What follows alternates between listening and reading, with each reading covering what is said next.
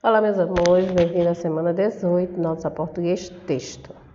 Hoje nossa aula de hoje é revisão. Nós vamos revisar todos os conteúdos que já estudamos, que já vimos e que já temos conhecimentos. E agora a gente vai relembrar um pouquinho, dos conteúdos que nós já estudamos.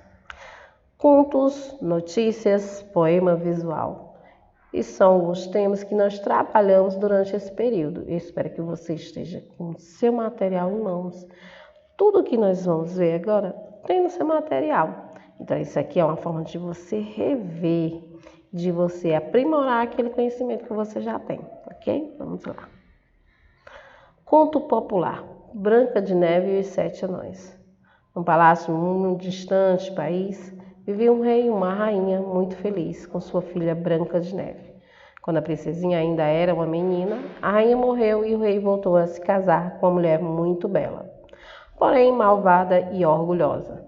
Para a desgraça da princesinha, o rei adoeceu e morreu, e a menina ficou aos cuidados da madrasta, que só pensava em vestidos, perfumes e admirar-se no espelho.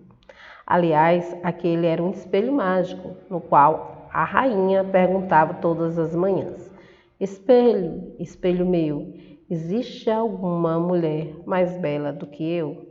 E o espelho sempre respondia: Não, minha rainha. Então esse é o conto da Branca de Neve. Você lembra que são contos? Pois é, a gente falou bastante sobre contos populares. Várias histórias que foram contadas e repassadas de geração em geração. E esse aqui é um conto muito conhecido da Branca de Neve. Você lembra o que foi que aconteceu com a pobre da Branca de Neve? Depois que o espelho cansou de dizer que ela era a mais bela, aí ele teve que dizer que existia uma pessoa que vivia ali, que era a Branca de Neve, que era a mais bela de todas, que ela estava crescendo, que estava se tornando uma mulher muito bonita. E aí você já sabe o resultado dessa história, Que ela ficou revoltada e mandou matar a Branca de Neve. Só que ela teve alguém que teve pena dela, que não matou, que foi o caçador que não matou. E ela foi parar onde? Na casa dos Sete Anões.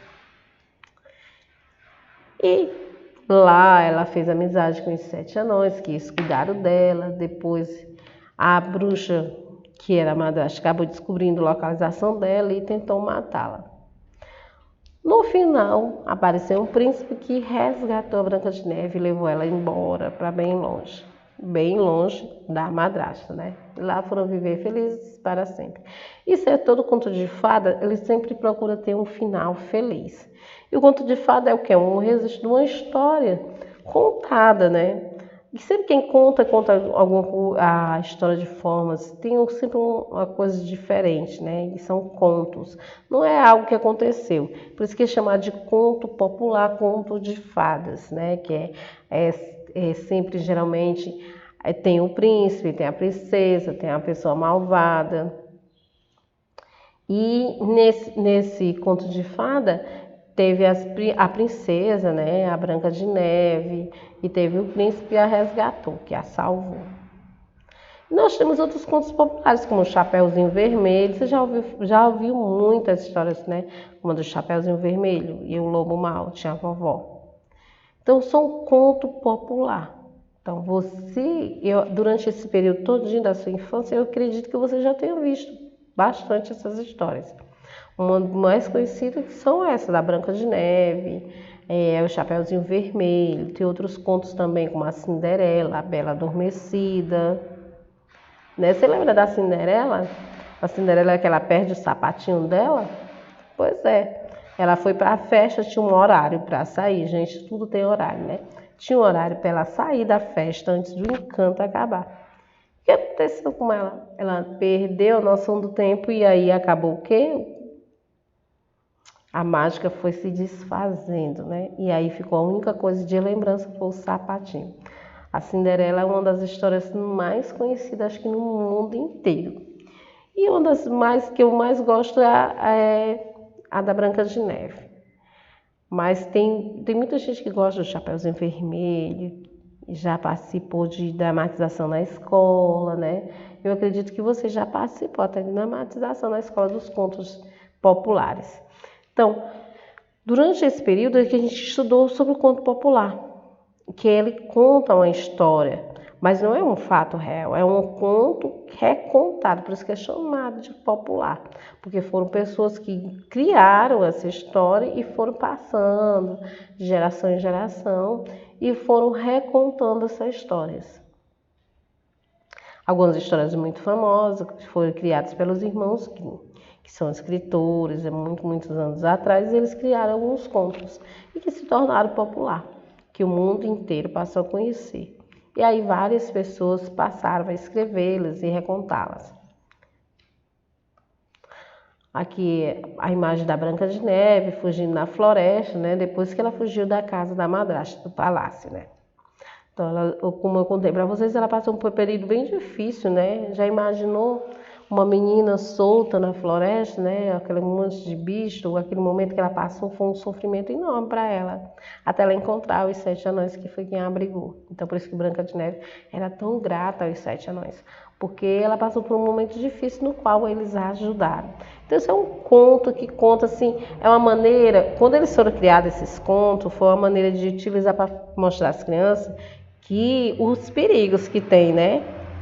Os perigos que tem, que é você ser solto numa floresta, você se perder. Imaginou você perdido numa floresta, né? É muito perigoso. Então, para as crianças ficarem atentas, sempre perto dos pais.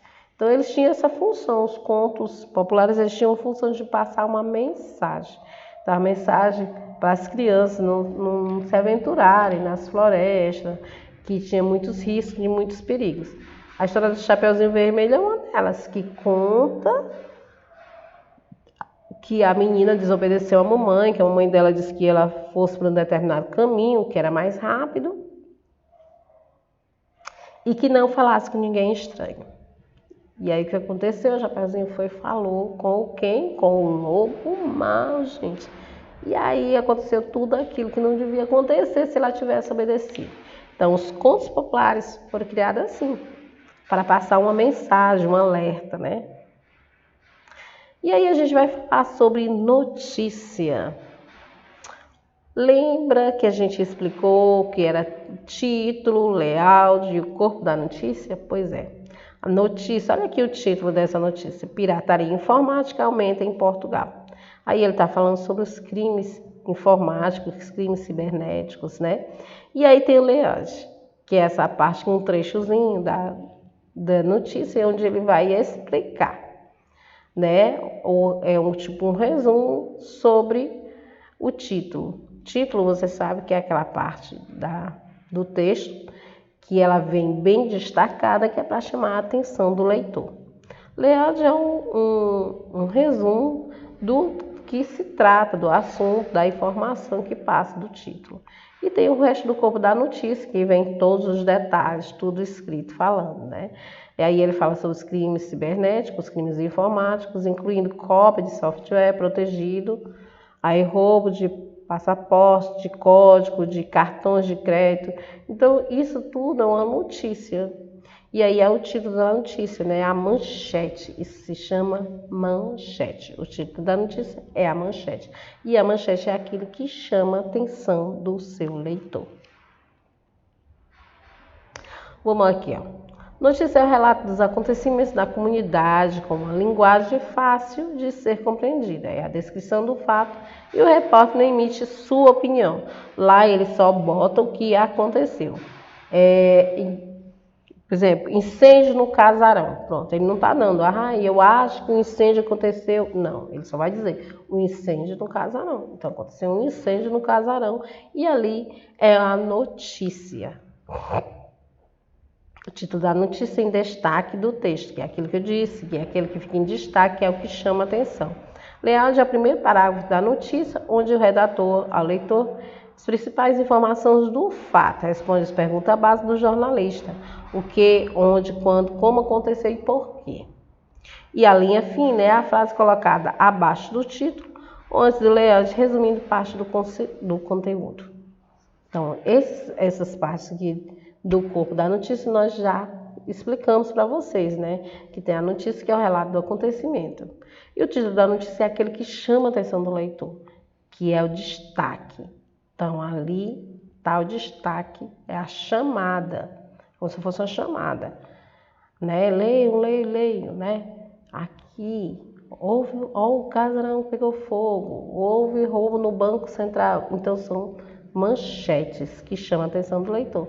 E aí vem um parágrafo a seguir explicando o que aconteceu, onde foi, como foi, quando foi, que horas foi, datando tudo. E nós vamos falar sobre o poema visual. Lembra que nós vimos nossos títulos sobre poema visual? Então, ele é muito importante. Por que ele é importante, esse poema visual? É um tipo de poema no qual os recursos gráficos, ou seja, os desenhos, o formato, são tão importantes quanto as palavras. As palavras do poema são muito importantes. E os desenhos, as coisas gráficas, figuras gráficas, o formato que são usados, os recursos, chama tanto atenção. E aí ele chama atenção. E você vai ver primeiro o quê? O visual. Você vai ver primeiro os recursos gráficos utilizados, né? Poema visual, olha aí. O gato fotografado. Há gato de todo jeito, torto e perfeito. Há gato de todo lado, pequeno ou colosso. Rabo fino ou rabo grosso. O gato que inventei, eu sei, não tem tamanho, não tem frente, não tem lado. É só um gato fotografado. Você prestou atenção que as palavras são ditas e elas entram num tipo de enquadramento, por exemplo, torto. A palavra torta saiu toda torta, as letras saíram tudo tortinha. Então eles vão fazendo esses recursos gráficos, que aí vão dando a imagem a você do que está torto. Então a palavra torto, ela vem realmente de uma forma torta. Então é um recurso gráfico utilizado que é para chamar bem muita atenção. Então você vai olhar primeiro o quê? Que a palavra, as letras são tortas, né? Igual do rabo fino, as letras estão bem fininhas. Então tudo isso chama a atenção de quem vai ler. Olha outra aqui, um poema visual. Deus. A primeira coisa que você viu foi Deus. Aí depois você vai ver o quê? Divino, Criador de todas as coisas. E é muito lindo. Então você vê logo o recurso visual que é utilizado, os recursos gráficos que foi utilizado aí. Então a pessoa que fez tinha muita criatividade. Gente, é muito criativa uma pessoa que faz algo desse tipo. E eu acho lindo. Você gosta? Você já tentou fazer um? Eu quero ver o seu. Lembra que eu passei essa atividade para vocês? Então, eu estou esperando receber. Olha aqui. Você já imagina que é o quê? Uma xícara de café e aquele cheirinho, aquele aroma, com aquela fumacinha subindo, né? Então, esse recurso gráfico que foi usado aqui, ai, já me deu até vontade de tomar um cafezinho, gente. Porque é perfeito, ó.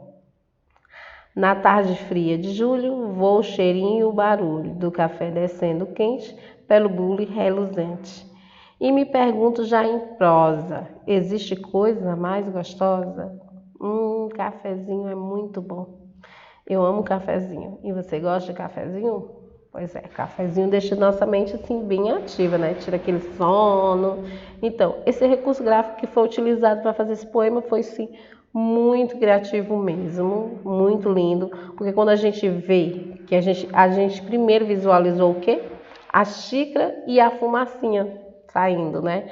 Então depois é que a gente foi ler as palavras que tinham lá. E aí ela fez o sentido, porque as palavras que estão escritas lá é referente ao formato que está, o recurso gráfico que foi utilizado, que é a xícara de café, que sai a fumacinha, daí a pessoa já visualiza, logo já vê uma xícara realmente com café lá dentro e aquela fumacinha saindo. Então o recurso utilizado foi muito inteligente, perfeito, ficou lindo. Então, esse aí é o poema visual. Então o poema visual ele te dá essa ampla visão, te leva a imaginar primeiro. E aí você vê a figura, você visualiza e você já vai lá buscando as suas memórias. E depois é que você vai ler. Eu espero que você tenha gostado da nossa aula de revisão. de português. Faça a leitura. Você tem dificuldade na escrita das palavras? Então leia.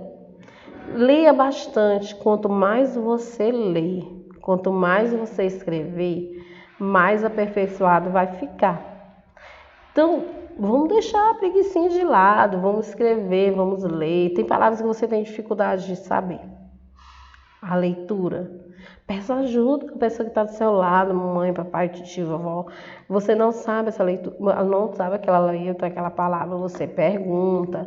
Participe das nossas lives, nosso Tira Dúvida, nós estamos sempre fazendo ditado, estamos fazendo leitura.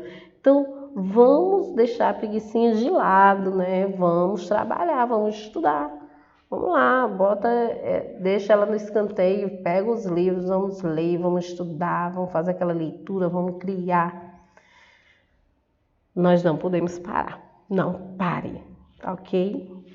Um beijo, meus amores.